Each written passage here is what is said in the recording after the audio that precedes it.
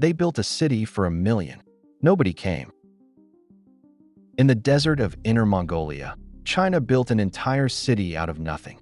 Wide boulevards, gleaming towers, museums, a grand central plaza, enough apartments for 1 million people.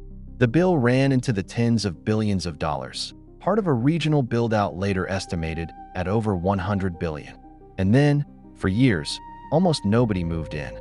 In 2009, this city built for 1 million held around 30,000 people.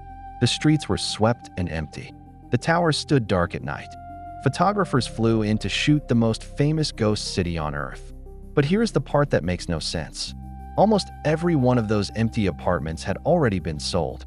This is Ordos.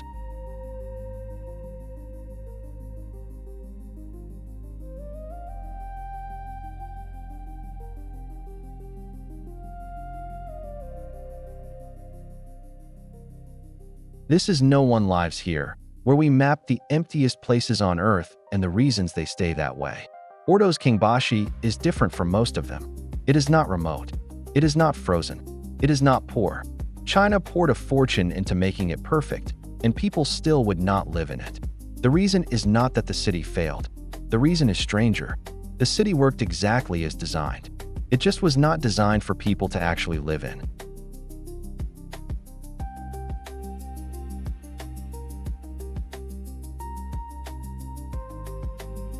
Start with what actually got built, because it is genuinely staggering. Kangbashi sits about 25 kilometers from the old city of Ordos, on open desert that had almost nothing on it in the year 2000. Construction began in 2004. Within a few years, planners had raised a district covering more than 350 square kilometers, with a giant ceremonial plaza flanked by twin bronze horses, an opera house, a library, museums, stadiums, government towers, and around 40,000 apartments. This was not cheap or shoddy work.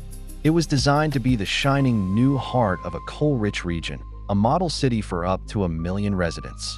And it worked architecturally. The buildings went up on time. The roads were paved 8 lanes wide. The lights turned on. There was just one thing missing.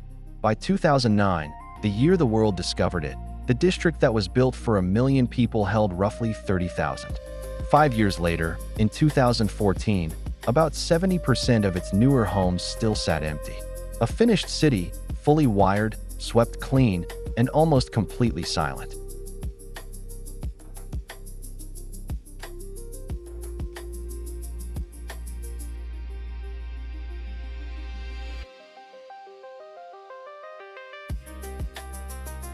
So if the city was finished and nobody lived there, who owned it?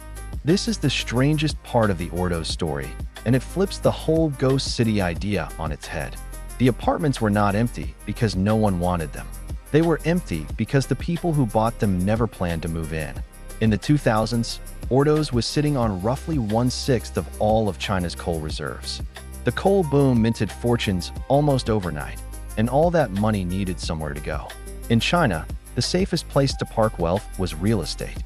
So families from the old city bought apartments in Kangbashi by the unit, sometimes by the floor, not to live in, as an investment, a flat to sell when prices rose, a flat to hand a son when he married, a concrete savings account out in the desert.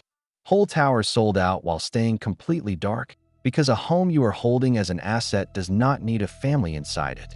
That is why the photographs were so eerie. You were not looking at a city no one had bought. You were looking at a city almost everyone had bought and no one had moved into.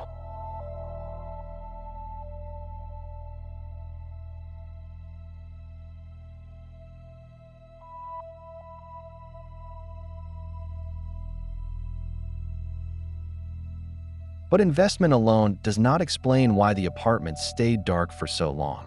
Plenty of people would have moved in if there had been a reason to. And that is reason 2. There were almost no jobs. A city does not come alive because the buildings are finished.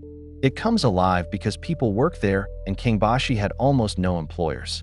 The coal wealth was dug up out in the mines and banked in the old city of Ordos, 25 kilometers away, where the shops, hospitals, and schools already were. Kangbashi was a government project, willed into existence from the top down rather than grown from the bottom up. To force the issue, Officials moved the entire Ordos city government out to the empty district in 2006, dragging thousands of civil servants with it. But even they did not really live there.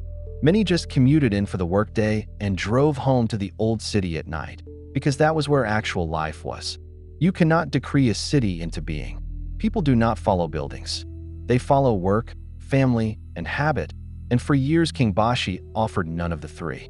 It had everything a city needs except a reason to be there.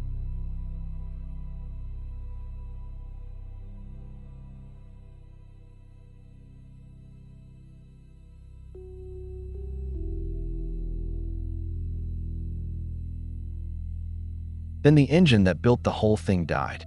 Everything in Ordos, the towers, the plazas, the loans, all of it rested on one thing: coal money. And coal is a commodity, which means it booms and it busts. When Chinese authorities tightened lending around 2010 and 2011, and coal prices began to slide, the money vanished as fast as it had appeared. Ordos had run on a vast web of informal, underground lending, neighbors and businesses lending to each other at high interest, all betting that prices would keep climbing. When the bet failed, that shadow banking system imploded. Property prices in Kangbashi crashed by more than 60% in a matter of months. Construction stalled. By 2012, the local government owed builders billions of yuan for towers that stood finished and empty. The speculative fortunes that were supposed to eventually fill the city with real life were wiped out instead. So the ghost city got stuck. Too expensive and too remote to pull in ordinary families. Too broke to finish becoming what it was drawn up to be. It just sat there in the desert, waiting.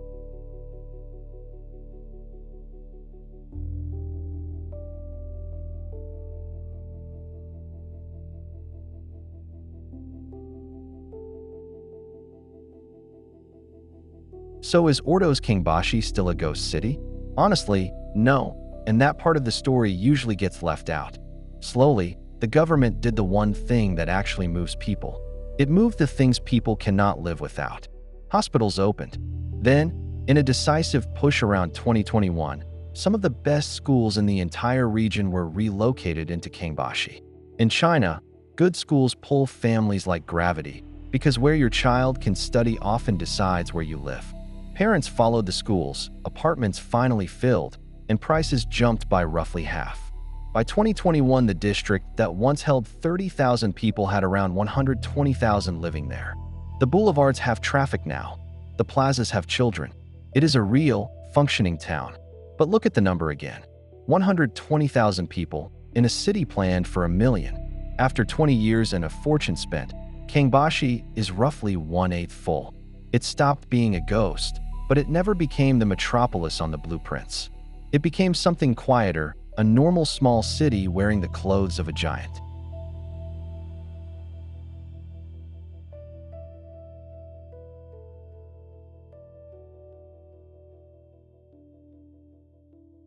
So put the file together. Ordos Kangbashi was never really a failure of engineering or money. China proved it could raise a flawless city out of bare desert in under a decade. What it could not do was conjure the invisible things that actually make a city live. The apartments filled with money instead of families, bought as bets by people who never intended to sleep there. There were no jobs, because you cannot decree an economy the way you can pour concrete. And the coal fortune that was supposed to breathe life into it burned out before the city could grow up. That is the pattern this channel keeps finding. A place can have every physical thing a settlement needs and still stay empty, because people do not follow buildings. They follow work, family, and time. Kangbashi eventually got a fraction of all three, and today it is 1/8 alive. The lesson of the most famous ghost city on Earth is simple. You can build a city in 10 years. You cannot build a reason to live in it that fast.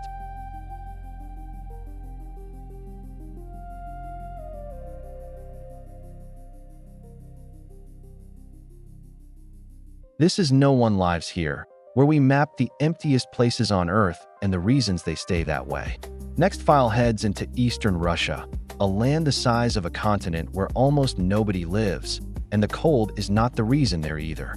Subscribe, and we will see you on the next map.